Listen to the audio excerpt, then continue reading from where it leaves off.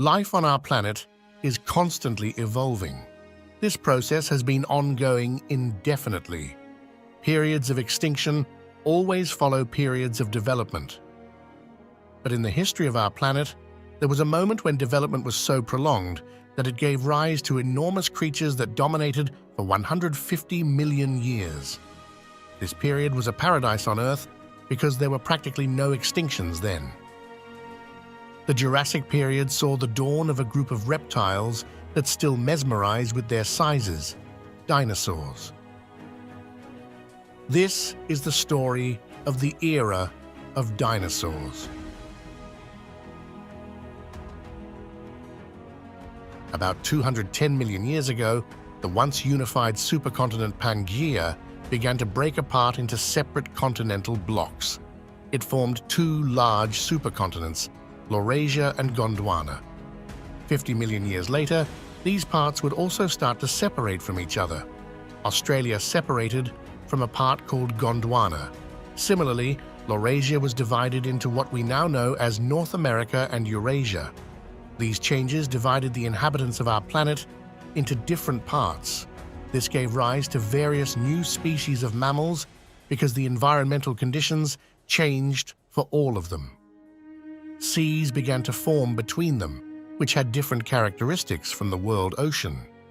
In some of them, the water was slightly warmer than in the oceans. This allowed marine inhabitants to choose their habitat depending on their preferences. During this period, plants accustomed to a warmer climate spread almost all over the Earth. However, there were places that were much colder than the average temperature on the planet. For example, in parts of Siberia, numerous groups of ferns endured fairly strong frosts. Today, modern relatives of such ferns cannot withstand frost and low temperatures. Nonetheless, a large part of our planet had a warmer climate. High temperatures led to the emergence of a huge number of new plants that were previously unknown to our world. There was particularly abundant vegetation in high latitudes because, in addition to high temperatures, there was also sufficiently high humidity. Such a climate allowed jungles and forests to develop, which later became one of the most important elements of the dinosaur diet. Conifers, ferns, palms, various pines, and araucarias. All of these developed during the Jurassic period. The landscapes of the Earth at that time seem unreal, but that's exactly how our planet was 150 million years ago. But life flourished not only on the surface of the land. Deep underwater, it also began to transform. Bivalve mollusks began to fill all the niches of the seabed. Ammonites and belemnites began to spread at an unprecedented rate. They were numerous and diverse. New sea urchins, algae, bryozoans, and foraminifera began to appear as well. But not only small creatures flourished during that period. The Jurassic period was a true paradise for ichthyosaurs, pliosaurs, and plesiosaurs. One of such creatures was the Liopleurodon. It could rightly be called the ruler of the seas. Being the most dangerous predator of the Jurassic period, it instilled fear and terror in all marine inhabitants. It had a large and narrow head. This skull shape allowed it to be incredibly streamlined, reducing friction with water. 4 powerful fins helped it propel through the water and made it an exceptionally good swimmer. The swimming style of the Liopleurodon provided it with great speed and agility, which are essential for a hunter. Feeding on large marine fish, it was the fiercest marine inhabitant of the Jurassic period.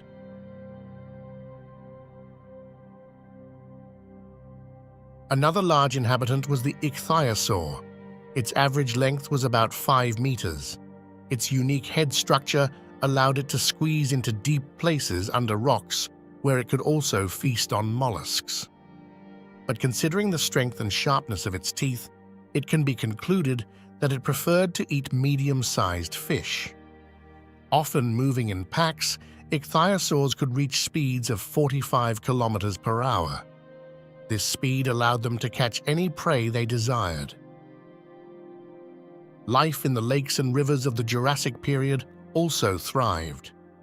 There was a multitude of different crocodile species that spread widely across the globe. They had long snouts and sharp teeth, capable of hunting both in water and on land. This significantly increased the diversity of their diet. Tail fins allowed crocodiles to move quickly underwater, and on land, these fins could serve as excellent weapons, enabling them to strike their opponents. Here, on the river, there was a place not only for animals, but also for plants. This flower belongs to the genus of giant pitcher plants. Its diameter could reach 40 centimeters. Growing in the tropical waters of the Amazon, its main task was to attract animals for pollination. This is another way through which plants can reproduce. As it gets darker, it's the perfect time to start attracting insects. Emitting a strong pineapple scent, it literally lures various river inhabitants. Beetles are no exception. Landing on the pitcher plant, they squeeze inside, through the outer petals, into the heart of the flower. There, they can enjoy the juicy flesh of the flower. But the beetle doesn't come empty-handed. It brings pollen. Pollen from another flower. During feeding, this pollen gets onto the flower's reproductive organs.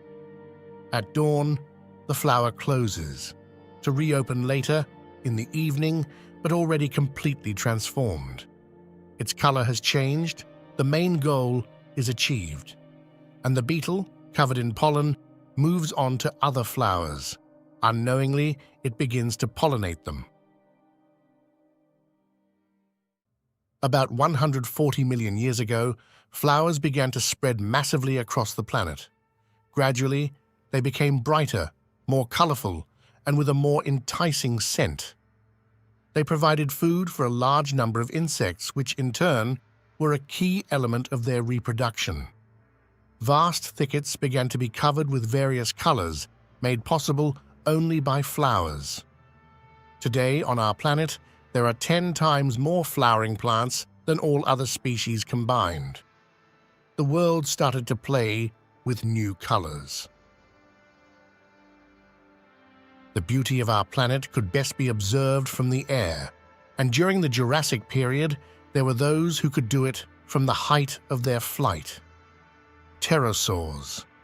These flying reptiles were called pterodactyls. Externally resembling a modern bird, with a large beak, wings, and long front and short hind limbs. The elongated thin skull and straight long jaws with sharp conical teeth allowed the pterodactyl to successfully hunt its prey. Unlike modern birds, its wings did not have feathers. It was skin, like that of a bat. Such a structure allowed them to glide better in the air and spend less effort maintaining their flight. The wingspan of such wings was about 1 meter. Such large wings, relative to the weight of the pterodactyl, which averaged about 5 kilograms, allowed them to stay in the air for a long time. But sometimes they still had to descend to the ground. After all, they needed to eat. The diet of these creatures mostly consisted of fish, but they also occasionally caught small lizards. To observe prey from the height of flight, nature endowed pterodactyls with sharp vision. These early birds preferred a slow and peaceful way of life. But what is really interesting is that not only wings united them with bats. Like bats, they slept hanging upside down on trees. But if the pterodactyl had uniquely similar characteristics to bats, then other representatives had traits that resembled nothing else, like the tupandactyl, which had a huge crest on its head, or the pteranodon, which had a sharp and thin horn on its head. Scientists still argue about what such unusual forms were necessary for. But sometimes on our planet, you need to be as inconspicuous as possible. This baby Diplodocus has just hatched. It is tiny, no bigger than an orange. But an Allosaurus is already hunting for it. If it finds it, the Diplodocus won't survive. All that's left is to wait and be as unnoticed as possible. The Allosaurus's large nostrils allow it to sense its target from a great distance. But nature is on the side of the Diplodocus as heavy rain washes away all traces. The danger has passed, and the Diplodocus can reunite with other babies like itself. During their lifetime, from being a creature the size of an orange, Diplodocuses grew to 25 meters in length. This makes them one of the largest dinosaurs in the entire history of these creatures' existence. Their sizes were so enormous that other inhabitants of the Jurassic period didn't even think about attacking them. It fed on plant-based food, with ferns and other low-lying plants forming the basis of its diet. Nevertheless, it didn't disdain foliage from trees either, but only if there wasn't tastier low-lying flora nearby. By the way, reaching leaves on tall trees was effortless for the Diplodocus, as its neck was of incredible proportions, around 10 meters long. In addition to being able to eat leaves from tall trees, the Diplodocus could also spot potential predators from a very long distance. Often traveling in herds, this skill could save the entire Diplodocus family. Despite their powerful appearance, the stomachs of Diplodocuses were quite small and unable to digest the large volume of food they ingested. To aid digestion, Diplodocuses swallowed stones. These helped grind the food in their stomachs, making the digestion process easier. After all, maintaining an 80-ton organism requires consuming a large amount of food. But while Diplodocuses were relatively peaceful towards other creatures, the next dinosaurs were some of the first fierce predators on our planet. Both of them inhabited the territory of present-day USA. These were the Ceratosaur and the Allosaur. And there was always a battle between them, as both wanted to be at the top of the food chain. Ceratosaur, translated from Greek, means horned lizard, and it did indeed have a horn, or even several. Thanks to its horns, it could gore its opponents like a rhinoceros. But it wasn't just the horns that gave it an advantage over its enemies. Its feet had huge, sharp claws, allowing it to firmly grasp its prey and prevent it from slipping away. With a body length of 6 meters, ceratosaurs were excellent hunters, attacking herbivorous dinosaurs, as well as feeding on fish and carrion. Despite their good hunting abilities, ceratosaurs primarily attacked in packs, allowing them to hunt more massive dinosaurs. But the true gladiator of the Jurassic period was the Allosaur. This predatory dinosaur was larger than the ceratosaur. Its powerful jaws had the greatest bite force among all dinosaurs of that time, and dozens of large, sharp teeth left scars on the bodies of opponents from which they couldn't survive. Allosaurs averaged 8 meters in length, and their height was almost 4 meters. Its powerful hind legs and relatively lightweight body allowed it to reach high speeds. Such speed helped them conduct successful hunts, especially in packs, where they could literally chase their opponents in long pursuits at high speeds. Working in packs was one of the most necessary skills for the inhabitants of that era. By gathering in large herds, dinosaurs greatly increased their chances of survival. However, the success of the herd depended directly on the unity of all its members. And some creatures excelled in this better than others. These were ants, and there were incredibly many of them. They all worked towards a single goal, improving the life of their colony. But sometimes, to improve their own lives, they had to destroy the lives of others. A scout spotted the target. These were termites, and there were a lot of them too. Approaching their nest, the scout brings good news. It calls the army to war. Like a legion, these ants set off on a hunt. They walk along a clear route, right behind their comrade. Arriving at the battlefield, they make their final preparations. And then, the signal to battle. But their opponent turned out not to be so simple, as termites have their defenders who protect the workers. Catching a small ant, they tear it apart. But the ants resist successfully, striking with their stinger at the weakest point, right between the eyes. With each second of this battle, the number of casualties increases, but still, victory is with the ants, and they drag their prey into the nests. Ants have an incredibly important function for our planet. They are the sanitation workers of the Earth. In just one day, ants can destroy several thousand pest insects. They also consume the dead remains of larvae and other insects, helping to avoid decay processes. Without ants, our planet would be in great danger, but they not only help the planet, but also their kin. After a fierce battle, many relatives are wounded, and ants have learned to heal them. They secrete a special secretion from their mouths. This secretion is a natural antibiotic. Thanks to it, they can restore their comrades. Thus, they can quickly rebuild their colony and go to battle again. Time passed, and mass changes were occurring on our planet. A new period of our planet began, the Cretaceous period. During this time, the dynasty of dinosaurs reached its full greatness. However, the end of this period marked complete extinction for them. It was the last period of the Mesozoic era. But it was during this period that our planet introduced us to the most famous dinosaurs, the Tyrannosaurus rex, the fiercest predator on our planet. It inhabited the Cretaceous period specifically. Dwelling in North America, this formidable monster deafened the entire planet with its roar. It was a fierce bipedal predator with a massive skull, balanced by a long, heavy and rigid tail. Compared to the large hind limbs of this lizard, its front limbs were quite small. But they had 2 clawed fingers, allowing the Tyrannosaurus rex to grasp its prey with its front limbs and not let go. Tyrannosaurus rex is one of the most studied dinosaurs on our planet. Thanks to a large number of excavations, the skeleton of the largest specimen ever found was reconstructed. It measured 12 meters in length, and its weight was about 9.5 tons. But despite all this predator was quite agile and fast, leaving no chance for its opponents.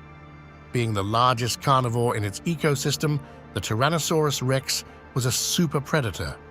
It hunted ceratopsians and sauropods, but it could also feed on carrion left by battles between other dinosaurs.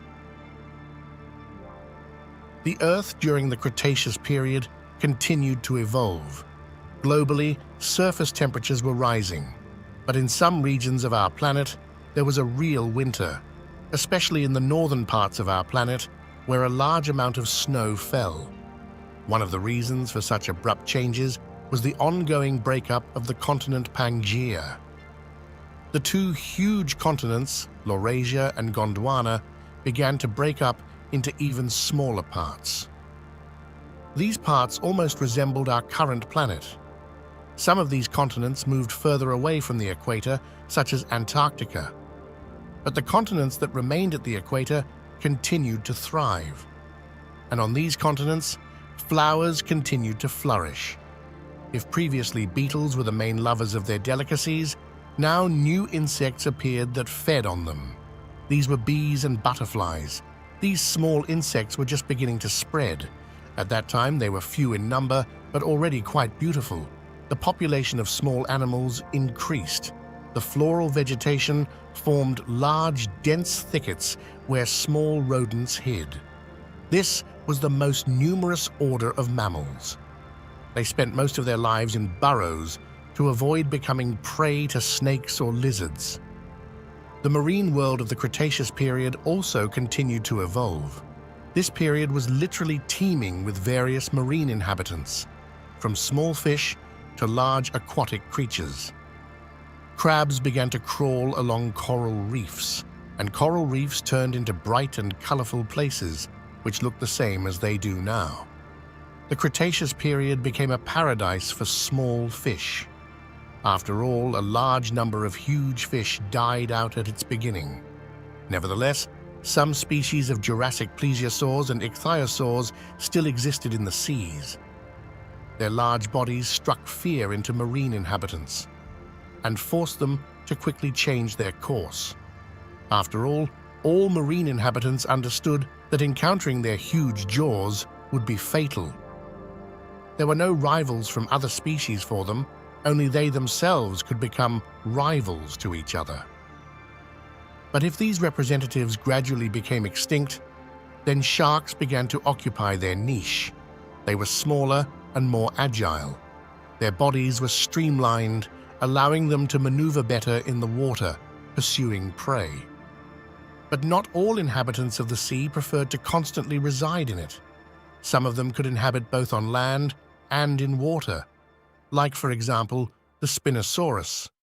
This dinosaur was notable for its huge, sail-like structure on its back. To this day, scientists have not come to a unanimous opinion regarding its function. With an average length of 12 meters, the Spinosaurus was a sufficiently fierce predator of that time. It possessed powerful jaws, which were studded with large and sharp teeth and were well suited for grasping slippery, wriggling prey, such as fish or amphibians. And its small front limbs allowed it to capture prey, as there were sharp claws on the ends of its fingers. Its bones were dense and hard, allowing it to swim well. Its main food source was fish, which it pursued by propelling itself through the water with powerful limbs. But sometimes, the Spinosaurus could also attack other creatures, even flying ones. Its only problem was its sail-like structure. It practically always gave away its owner's presence. Therefore, it was quite difficult for the Spinosaurus to remain unnoticed during its hunt. However, another coastal inhabitant of the Cretaceous period did not have such a problem. This was the main crocodile of the Cretaceous period, the Sarcosuchus. It inhabited the rivers of Gondwana, which were a perfect hunting ground for it. It could reach a length of 12 meters and weigh over 4 tons. Its dark green, dense skin was not only a great way to conceal itself from enemies, but also protected it from the bites of some dinosaur species. The structure of its head was typical for all crocodiles. Thanks to its narrow snout, it was more hydrodynamic, allowing it to quickly change its position, ambushing its prey in different locations. For their survival, Sarcosuchus were cunning animals. They would lay in ambush near the shore and wait for the right moment to pounce on any creature that came to visit them without suspecting anything.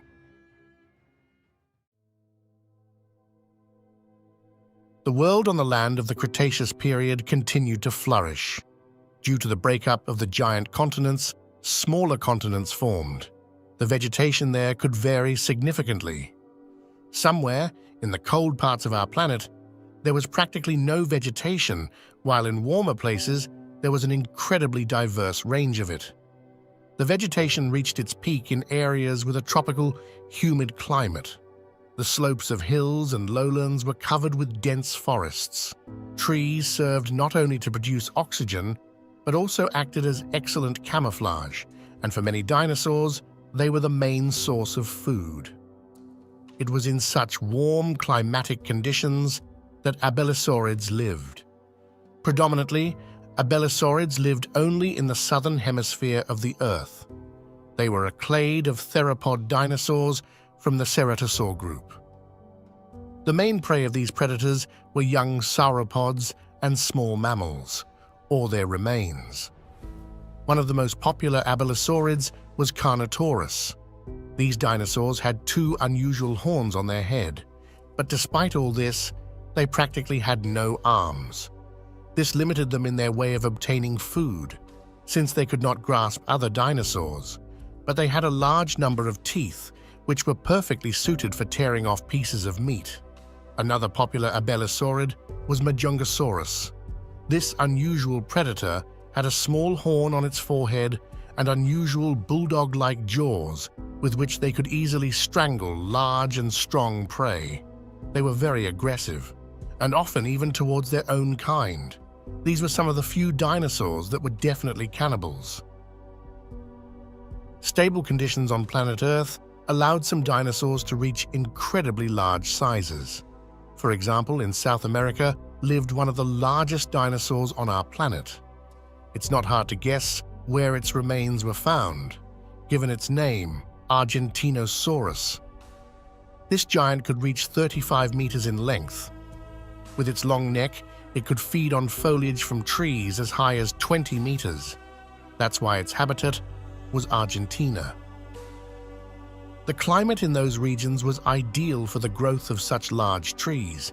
Despite its slowness, which was largely due to the size of the Argentinosaurus, it ate quite quickly. They didn't waste time chewing. They tore leaves off trees and immediately consumed vegetation, consuming up to 50 kilograms per day. Their large size allowed them to retain food in their digestive tract for a long time, providing them with the energy to keep growing. Argentinosaurus preferred to move in herds of approximately 6 individuals. This allowed them to avoid becoming prey for other inhabitants of our planet. But they always left a trail behind, not only on the surface of the Earth. The crowns of trees after the passage of Argentinosaurus were devastated. And if tall trees were devastated after Argentinosaurus, then after Triceratops, all small trees and bushes were empty. It's easy to recognize it from the wide variety of dinosaurs. After all, it had 3 horns on its face. It looked very much like a rhinoceros. Probably its horns served as protection against predators. Thus, it could defend itself against its enemies. To grind food, Triceratops had several rows of teeth, and their total number could reach up to 800 pieces. Imagine the planet of that time, flourishing, incredibly beautiful, without exhaust gases from industries. The sunsets of that time were incredibly beautiful, and in the night sky, every star was visible. Closer to the stars were the flying inhabitants of the Cretaceous period. There were a huge number of them at that time. Many of them practically had no feathers, but they had strong bones that helped them maintain flight. They were incredibly diverse. The main rulers of the skies were the Ajdakids. Their aerodynamic body was perfectly designed for flight. The wingspan of the largest representative among them was about 12 meters. Such a characteristic belonged to Quetzalcoatlus, a huge flying monster. It was capable of making long flights over long distances. Often it fed on fish, but it could also devour dinosaur remains, coming into conflict with others eager to feast on them. It may seem that there was no place for love in the world of the past, but that's not true. Even the most ferocious creatures could be incredibly affectionate, although it might be hard to notice at first. It seems like these tyrannosaurs are about to engage in a battle, but that's not the case. One of them is a female, and winning the love of this female is the main goal for the male. He shows the highest degree of trust. He exposes his neck. Thus, he becomes defenseless, as just one bite could lead to his inevitable death. But the female liked him, and they embraced in a burst of love. Dinosaurs were the true owners of the Earth. These creatures ruled for 150 million years on our entire planet. They gave us such a variety of beings that it's hard to imagine, but they weren't the only ones living at that time. In the shadow of the giants lived representatives of our class, mammals. Their small size didn't allow them to compete with the huge dinosaurs, but even then, they were able to adapt to such harsh conditions, adaptation being exactly what would give them life a little later. In modern Australia, you can still see what our planet was like before. Numbat, a dwindling species of marsupials. Today, there are only 3,000 individuals left, and all of them don't mind feasting on termites. The more it eats, the more it can feed its baby. Unlike dinosaurs, mammals gave birth to live young and nursed them with their milk rather than hatching eggs. But not only dinosaurs could hunt small mammals. Snakes were among them. Some of them possessed deadly venom, while others had the ability to suffocate their prey. There were also those that practically didn't hunt mammals and could easily prey on small dinosaurs, like the titanoboa, the largest snake in the history of the planet. Sneaking into burrows, snakes could devour mammals right in their homes. With such competitors, Numbat pups were in great danger, but Mother always stayed vigilant, and with her call, she warned her baby of the danger. In an instant, they moved away together from the snake. Reptiles were very patient throughout their lives. Their patience forced mammals to develop skills that would help them survive. Reaction was one of them. The rattlesnake could wait for the perfect time to attack for hours. It relied on the warmth emanating from rodents. But kangaroo rats didn't get their name for nothing. The snake's instant attack and the mammal's instant jump away. Who knows how the fate of mammals would have turned out? Perhaps they would have remained in the shadow of dinosaurs, and the entire history of the Earth would have forced them to hide in burrows. But something happened that no living creature on the planet could have expected. A huge meteorite was approaching our planet, and 66 million years ago, it reached it. Falling near the territory of present-day Mexico, it set off a chain of reactions on Earth that completely destroyed all life.